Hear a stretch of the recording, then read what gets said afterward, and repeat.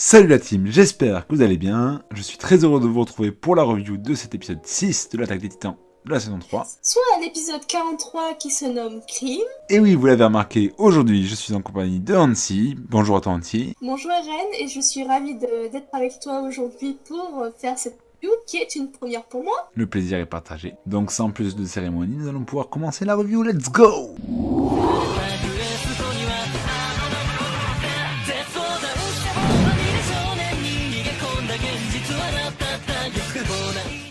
Alors, en ce début d'épisode, nous retrouvons Eren Yeager, qui est enchaîné dans une grotte assez étrange, mais qui lui semble familière. On aperçoit Historia Reiss qui s'approche de lui en lui tenant des propos pour le rassurer, car en effet, Eren venait juste de se réveiller, légèrement perdu. On retrouve le père d'Historia, Reiss, avec sa fille qui lui demande de l'aider à rassurer Eren et lui expliquer la situation. Ce dernier annonce qu'Eren comprendra que s'il le touche. Après avoir subi le contact, Eren a un flashback rapide, montrant une femme aux cheveux noirs, puis une famille dans cette même grotte, deux titans qui se battent à l'intérieur, on a Grisha Yeager, son père, et lui, transformant pour une première fois à 10 ans, et enfin une nouvelle fois Eren avec la paire de lunettes de son père entre les doigts, avant de reprendre ses esprits. Rod lui demande s'il a enfin vu les crimes qu'il a commis, sur la supposée mort de son père et sûrement le vol d'un titan. Après avoir subi le contact, Eren a un flashback rapide montrant une femme aux cheveux noirs, puis une famille dans cette même grotte, deux titans qui se battent à l'intérieur, on a Grisha et Eren Yeager qui se transforment pour la première fois à 10 ans, et une nouvelle fois Eren avec la paire de lunettes de son père entre les doigts avant de reprendre ses esprits. Nous retrouvons Darius Zackley avec son côté psychopathe et machiavélique face à un noble en le torturant dans un cachot prévu à cet effet. Dehors, on a Dot Pixies et le Major Erwin Smith qui conversent sur le coup d'état fraîchement établi. Pixies insiste auprès de Erwin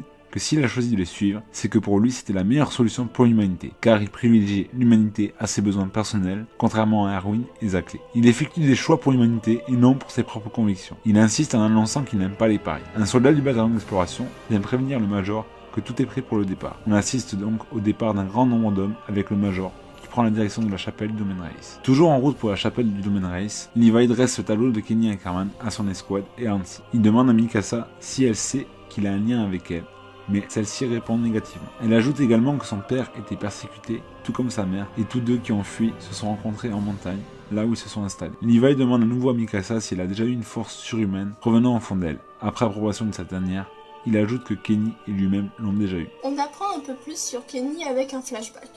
Kenny est clairement plus jeune, annonce à son grand-père qu'une branche de leur famille se trouve au sud de Shiganshina et que sa sœur, Kutchel, qui vit dans les bas-fonds de la ville, a un enfant et s'inquiète pour eux. Il finit par demander pourquoi les Ackerman sont mal vus par la société. Avant de répondre, son grand-père constate qu'il a encore chassé des brigades spéciales, les a égorgés. Le grand-père explique à Kenny que les Ackerman servaient à la famille royale et qu'elle était leur bras droit jusqu'à ce qu'elle désapprouve les méthodes de la famille royale, qui est de manipuler la mémoire collective. Les Ackerman, qui sont immunisés à cela, tout comme les Asiatiques, ont fini par être craints de la famille royale et sont donc persécutés par cette dernière. Après cette parenthèse sur Kenny l'égorgeur, l'équipe de Levi est enfin à la chapelle et à l'intérieur, il découvre qu'il y a une trappe qui mène dans une cave ou un autre endroit souterrain. On constate que l'équipe est bien préparée. On se retrouve derrière une porte, dans l'immense grotte, l'escouade anti-humain dirigée par Trotkawan, qui rappelle à ses hommes que Levi est redoutable car il a réussi à fuir à leur embuscade,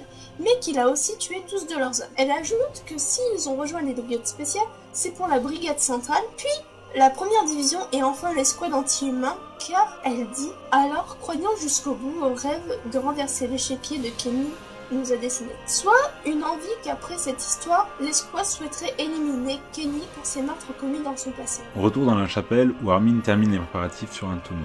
Levi demande à son escouade si elle est prête à se salir les mains, soit à tuer des personnes et non des titans. Aucune réponse, soit un silence malaisant que Levi casse en annonçant qu'il prend ça pour un oui. On termine l'épisode avec différents points de vue.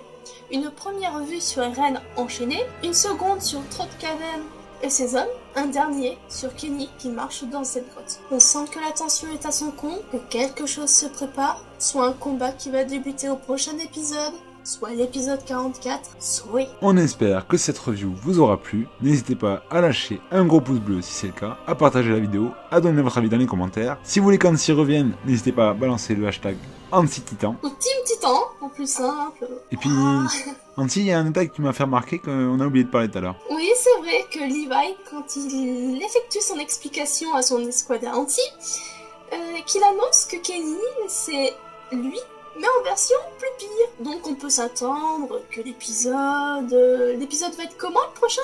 À mon avis, il va être explosif. Tout à fait. Merci à vous d'avoir regardé cette vidéo et je vous dis à très bientôt. Merci à toi Nancy d'avoir été présent. Merci à toi Eren et à bientôt tout le monde. Enfin, j'espère. Ciao.